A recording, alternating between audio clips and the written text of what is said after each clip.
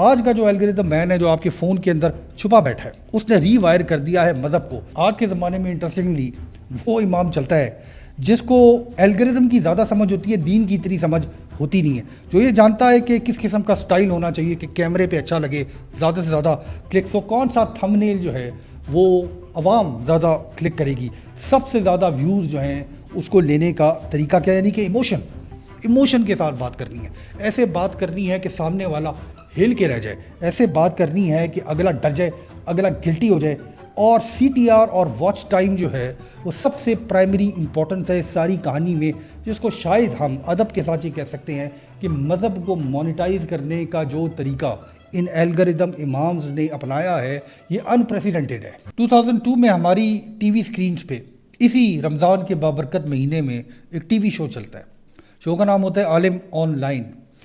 شو کے جو میزبان ہوتے ہیں مرحوم عامر لیاقت حسین، تمام فیملی، تمام ملک ہمارا رمضان کے روزے کی افطار کرنے کے بعد ٹی وی سے جڑ جاتا ہے۔ شو کا فارمیٹ یہ ہوتا ہے کہ آپ کو آدھے گھنٹے میں مختلف سوالات کے جوابات ملتے ہیں، ایک کا میزبان ہوتا ہے اور 2 یا 3 ریلیجس اسکالرز ہوتے ہیں اس پروگرام کے اندر، وہ آپ کو عام روزمرہ کی زندگی کے سوالات کے جوابات دیتے ہیں۔ اس پروگرام کو اتنی شہرت ملتی ہے کہ اس کے بعد ایک رمضان ٹرانسمیشن کی جنگ شروع ہو جاتی ہے ٹی وی اسکرینز پہ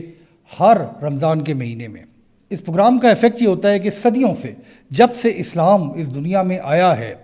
جو سوالات کے جوابات فتوے لینے کا جو طریقہ ہے وہ مسجد اور مفتی سے شفٹ ہو کے اب آپ کی ٹی وی اسکرین پہ چلا جاتا ہے۔ اچھا، 2002 کے بعد اس ٹرانزیشن کا جو ڈراپ سین ہے وہ یہ ہے کہ 2026 کے اندر ایک 16 سال کا بچہ، ینگ لڑکا، حلال اور حرام کے سوالات پوچھتا ہے گوگل سے یا یوٹیوب سے یا اپنے اے آئی چیٹ باکس سے۔ ایک وائرل ٹک ٹاک کا دعویٰ کا کلپ جس میں 30 سیکنڈ کا فتویٰ دیا جاتا ہے وہ وائرل ہو جاتا ہے، لاکھوں لوگ اس کو دیکھتے ہیں، اس فتوے کو اب وہ کوٹ کرنا شروع کر دیتے ہیں۔ تیسری طرف ایک فیملی میں 3 لوگ ہیں، ایک بھائی دبئی میں رہتا ہے، ایک بھائی کراچی میں رہتا ہے، ایک ان کا کزن لکھنؤ میں رہتا ہے۔ سوال یہ ہے کہ کیا کرپٹو کی ٹریڈنگ حلال ہے یا نہیں ہے؟ تینوں میں سے ایک اپنے چیٹ باکس سے پوچھتا ہے اور جو جواب اس کو ملتا ہے اس کی اسکرین شاٹ واٹس ایپ پہ پوسٹ کر دیتا ہے۔ تو سوال اس تمام کہانی کے بعد پوچھا یہ جا سکتا ہے کہ آج آپ کا پہلا مفتی کون ہے؟ آپ کی مسجد کا امام یا آپ کا موبائل فون؟ میرا نام عمران ہے اور میری سوچ میں خوش آمدید۔ ہم ایک ایلگو مفتی یا ٹک ٹاک دعویٰ کے دور میں رہتے ہیں۔ یہ ایک مذاق نہیں ہے بلکہ ایک بہت بڑا اتھارٹی شفٹ ہے، اور ہم آپ کو یہ بھی خبر دیتے جائیں کہ اب یہ انیویٹیبل ہے اور یہ سب سے خطرناک چیز ہے جو ہماری زندگی کے اندر آ گئی ہے، ہمارے دین کے اندر آ گئی ہے، ہمارے ملک اور دنیا کے اندر آ گئی ہے۔ دیکھیے، کلاسیکل ماڈل تھا دین کا، جو عام لوگ تھے، جو دنیا کے اندر عام مسلمان رہتے تھے، دنیا کے مختلف حصوں کے اندر، وہ جس حصے کے اندر رہتے تھے، جس جغرافی کے اندر رہتے تھے، ان کو ایک پرنسپل کے ساتھ چلایا جاتا تھا، یعنی اجماع کیا ہے امت کے اندر، فتوے کہاں سے لینے، مفتی کہاں بیٹھے ہوئے ہیں۔ یعنی آٹومن کے زمانے میں یہ جو سلطنت عثمانیہ ہے، جو زیادہ تر مڈل ایسٹ کے اوپر، یورپ کے اوپر، اور اس کا جو انفلوئنس تھا، مذہبی انفلوئنس، وہ ساؤتھ ایشیا کے اندر بھی تھا۔ اس کے زمانے کے اندر ایک شیخ الاسلام کا دفتر ہوا کرتا تھا جو آٹومن سلطان کے انڈر چلا کرتا تھا، ایک فتویٰ کونسل ہوا کرتی تھی، یعنی دارالافتاء ماڈل ہوا کرتا تھا۔ اور اگر آپ کا کوئی سوال ہوتا تھا تو آپ یا اپنے لوکل مفتی کو ایک پرچی پہ لکھ کے دے دیا کرتے تھے، اس کے بعد آپ کو ٹائم لگتا تھا، یعنی وہ مفتی ریسرچ کرتا تھا، میں بھی آپ کو 1 ہفتے میں 10 دن میں اس کا جواب مل جاتا تھا۔ اگر ضرورت پڑتی تھی تو وہ آپ کو ایک فتویٰ چھوٹے سے کاغذ پہ لکھ کے دے دیا کرتا تھا۔ یہ جو نظام ہے، یہ جن لوگوں کو نہیں پتہ، یہ آج بھی رائج ہے۔ جس شہر میں بھی آپ رہتے ہیں، جس مرضی اسلامک ملک کے اندر رہتے ہیں، وہاں پہ ایک دارالعلوم ہوگا جہاں سے آپ جا کے اپنے سوالات پوچھ سکتے ہیں۔ مگر یہ جو آج کی دنیا ہے، جو نئی دنیا، ایلگو مفتی کی دنیا، وہاں پہ یہ سسٹم اب ہو گیا ہے ختم۔ اور یوٹیوب کے اوپر اور ٹک ٹاک کے اوپر، انسٹاگرام کے اوپر جو کرزمیٹک سپیکرز ہیں، جن کا انداز بیان اچھا ہے، جو ریئیکشن اسکالرز ہیں، ٹک ٹاک کے اوپر یہ جو ڈی کانٹیکسچولائزڈ حدیث کلپس چلتے ہیں، یعنی گلٹ ٹرپ چلتا ہے، 40 سے 60 سیکنڈ کے اندر آپ کو ایک فتویٰ دے دیا جاتا ہے. یعنی یہ سوال اب ریڈنڈنٹ ہو گیا ہماری آج کی دنیا میں کہ یہ جو ٹک ٹاک پہ بیٹھ کے، انسٹاگرام، یوٹیوب پہ بیٹھ کے ہم سے بات کر رہا ہے، ہمیں یہ باتیں سنا رہا ہے، اس کی اپنی کوالیفیکیشن کیا ہے، وہ کس مدرسے کا پڑھا ہوا ہے، کس اسکول آف تھاٹ کو وہ فالو کرتا ہے. ایز لانگ ایز اس کا کلپ وائرل ہے، 10 لاکھ لوگوں نے دیکھا ہے، تو وہ پروبیبلی صحیح بول رہا ہوگا. یہ جو پرابلم ہے ہمارے معاشرے کے اندر، یہ نہ صرف ہماری سیاست کے اندر، نہ صرف ہماری عام زندگی کے اندر، بلکہ اب ہماری مذہب کے اندر بھی سرایت کرتا جا رہا ہے. آج کا جو دور ہے، آج کے جو ماڈرن مسلمان ہیں، ہمارے لیے اجماع، فتویٰ، مفتی، حدیث، فقہ، تعلیم، درس، یہ تمام چیزوں کو ہم نے جوڑ کے ایک چیز کے اندر کنورٹ کر دیا، اور وہ ہے آپ کا اے آئی چیٹ باکس. اس کے پاس اب آپ کے فون کے اندر اصل اتھارٹی ہے کہ آپ نے مذہبی سوالات پوچھنے کے ہیں اور آپ نے کس سوال کے جواب پہ عمل کرنا ہے. ایک زمانہ تھا، آج سے زیادہ پرانا نہیں، انفیکٹ میری جتنی عمر ہے، ہم نے وہ زمانہ دیکھا ہے کہ ایک آپ کا لوکل امام ہوتا تھا جو آپ کے محلے کی مسجد کا ہوتا تھا، پھر ایک مفتی ہوتا تھا جو محلے کے اندر یا علاقے کے اندر جو جامعہ مسجد ہے وہاں پہ بیٹھا کرتا تھا، ایک کاؤنسل ہوتی تھی، پھر دارالعلوم ہوا کرتے تھے، لمیٹڈ میڈیا ہوا کرتا تھا اس زمانے کے اندر. اخباروں کے اندر کبھی کبھار شاذ و ناز ہی کالم آیا کرتے تھے جس کے اندر فتوے جاری کیا جاتے تھے، مگر ان کے اوپر بھی ایڈیٹوریل کنٹرول تھا، اسٹیٹ کنٹرول تھا. ایک منسٹری آف ریلیجیس افیئرز، جی ہاں ہمارے ملک کے اندر ایک منسٹری آف ریلیجیس افیئرز ہے جو ان تمام معاملات کو گورن کیا کرتی تھی. یعنی پہلے جو اتھارٹی کا سسٹم تھا وہ انتہائی سلو تھا، سینٹرلائز تھا اور ٹریسیبل تھا. یہ جو میں نے بات کی ہے ابھی کہ ٹریسیبل تھا، اس کی اہمیت کو سمجھنے کی بہت زیادہ ضرورت ہے کہ آپ کو یہ پتہ تھا کہ یہ جو سوال کا جواب ہے آیا کہاں سے، یہ دیا کس شخص نے، اس شخص کی تعلیم کیا ہے، اس کی ٹریننگ کیا ہے، اور وہ کس اسکول آف تھاٹ کے حساب سے آپ کو جواب دے رہا ہے. آج کا جو الگوریتھم مین ہے جو آپ کے فون کے اندر چھپا بیٹھا ہے، اس نے ری وائر کر دیا ہے مذہب کو. یہاں پہ یہ بھی آپ کو بتانا چلے کہ ہم چونکہ اسپیسیفکلی اسلام کی بات کریں، مجھے یقین ہے کہ دنیا کے جتنے بھی مذہب ہیں ان کے سامنے بھی یہی کانسیکوینسز ہیں جو آج اسلام کے سامنے ہیں. آج کے زمانے میں انٹرسٹنگلی وہ امام چلتا ہے جس کو الگوریتھم کی زیادہ سمجھ ہوتی ہے، دین کی اتنی سمجھ ہوتی نہیں ہے، جو یہ جانتا ہے کہ کس قسم کا سٹائل ہونا چاہیے کہ کیمرے پہ اچھا لگے، زیادہ سے زیادہ کلکس ہو، کون سا تھم نیل جو ہے وہ عوام زیادہ کلک کرے گی، سب سے زیادہ ویوز جو ہیں اس کو لینے کا طریقہ کیا، یعنی کہ ایموشن کے ساتھ بات کرنی ہے. ایسے بات کرنی ہے کہ سامنے والا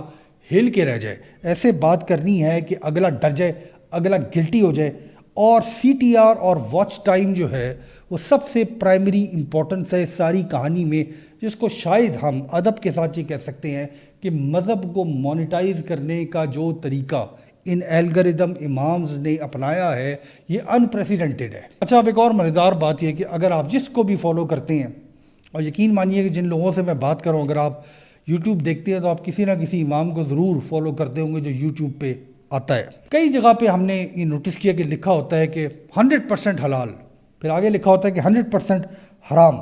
یعنی اس قسم کی چیز لکھ دینا تھم نیل کے اوپر یا اپنی ویڈیو کو ایسے سٹارٹ کرنے سے ویڈیو زیادہ چلتی ہے، بجائے اس کے کہ اگر ایک امام صاحب یا ایک مفتی صاحب یا ایک scholar, religious scholar T V پہ بیٹھ کے یہ کہے یا اپنی ویڈیو میں کہے کہ یہ جو مسئلہ ہے یہ کمپلیکیٹڈ ہے، اس کو آپ کو سمجھنے میں ٹائم لگے گا، اس سے نہ اس کو ویوز ملیں گے، اس کو بھی پتہ ہے کہ ویوز نہیں ملیں گے، پیسے نہیں آئیں گے، کانفلکٹ جو ہے وہ کنسنسس سے زیادہ بکت. ایک اور مزیدار بات یہ ہے جو پیٹرن ہم نے نوٹس کیا ہے کہ آج کل جو ریلیجیس کانٹینٹ آتا ہے اس پہ لکھا ہوتا ہے کہ فلانا اسکالر جو ہے وہ آپ سے جھوٹ بول رہا ہے. آپ کو تھمبنیل ایسے نظر آتے ہیں کہ فلانا شخص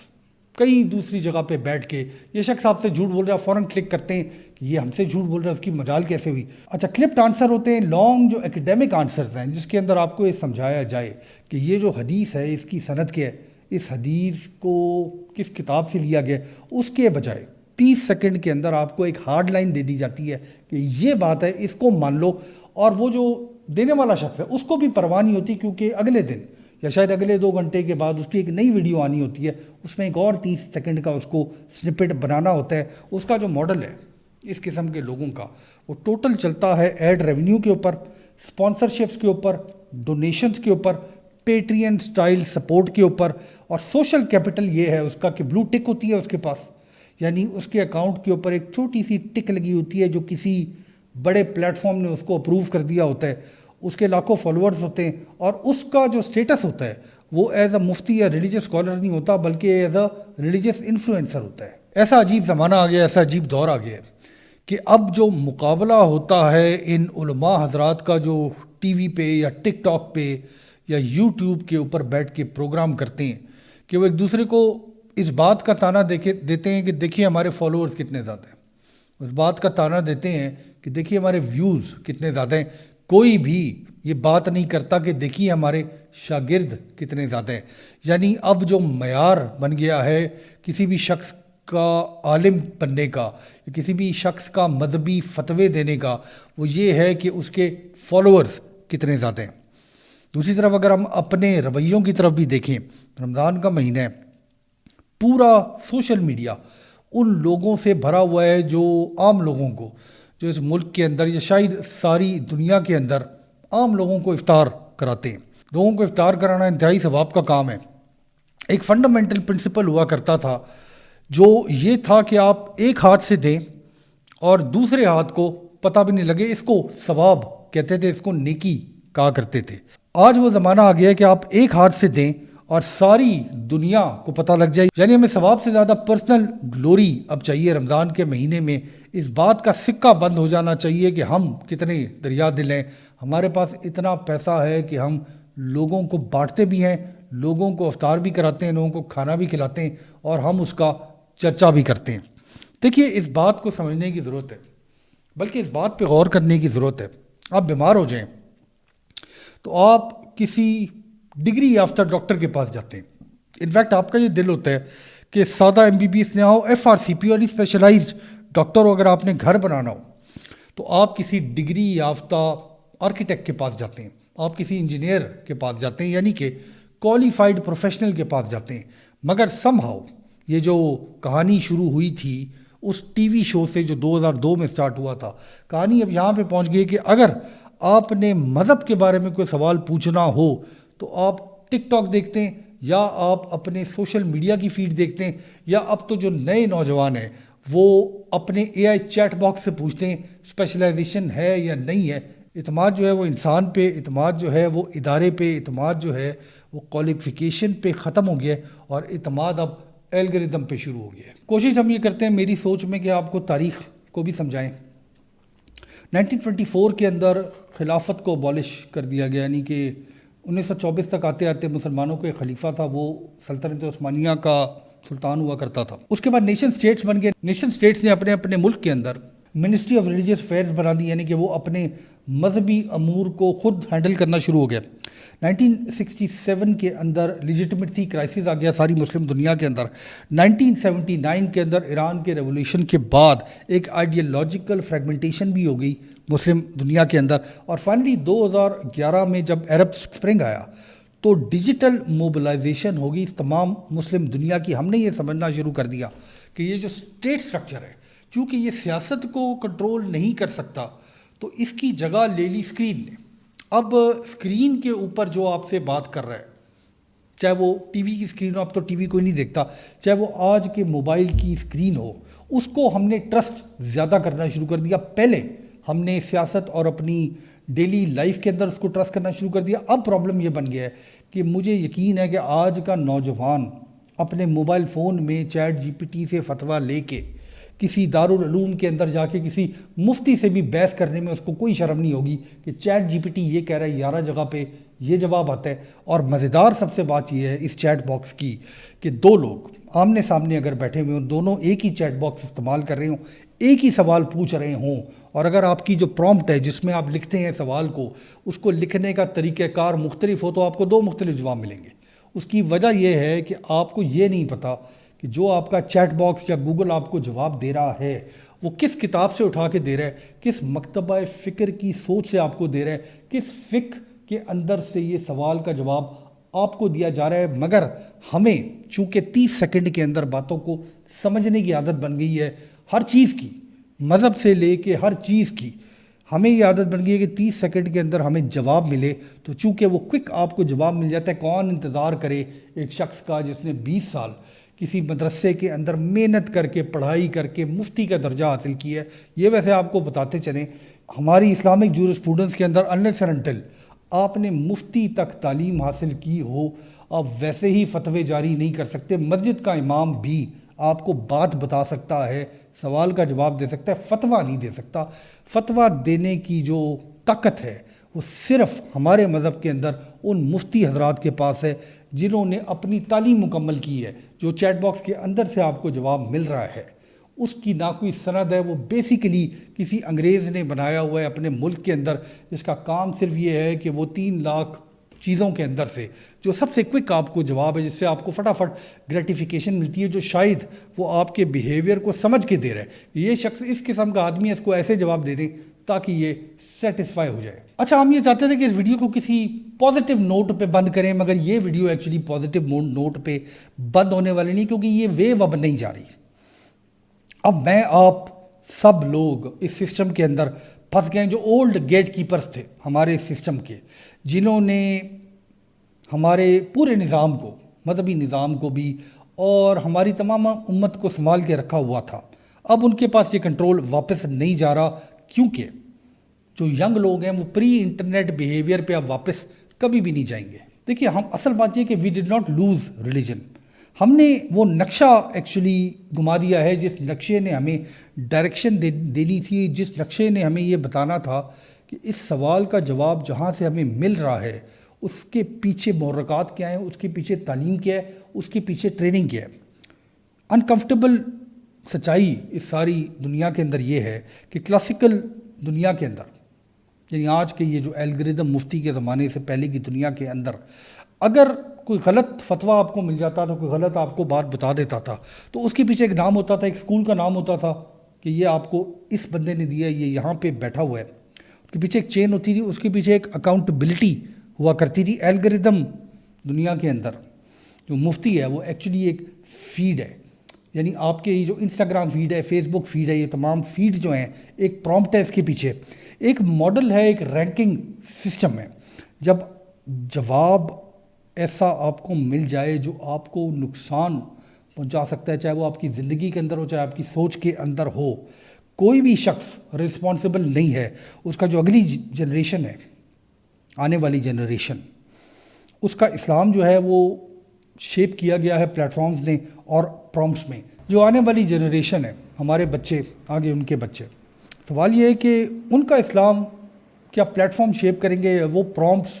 جو وہ پوچھیں گے اپنے چیٹ باکسز سے۔ سوال یہ بھی پیدا ہوتا ہے کہ اکاؤنٹیبلٹی ہوگی کس کی؟ اسکالر کی اکاؤنٹیبلٹی ہوگی، یا انفلوئنسر کی اکاؤنٹیبلٹی ہوگی، یا اس شخص کی اکاؤنٹیبلٹی ہوگی؟ اس شخص سے سوال پوچھا جائے گا جو اندھا اعتماد کرتا ہے اپنے فون کی اسکرین کے اوپر۔ آنے والی دنیا کے اندر جو حالات نظر آتے ہیں وہ آج سے زیادہ خوفناک ہیں، آج سے زیادہ خطرناک ہیں۔ آج کی جو مسلم دنیا ہے، ڈیموگرافکلی وہ انتہائی ینگ ہے، یعنی زیادہ تر لوگ 30 سال یا اس سے کم عمر کے ہیں۔ جو اسمارٹ فون پینیٹریشن ریٹس ہیں دنیا کے اندر، مسلم امت کے اندر انتہائی زیادہ ہیں۔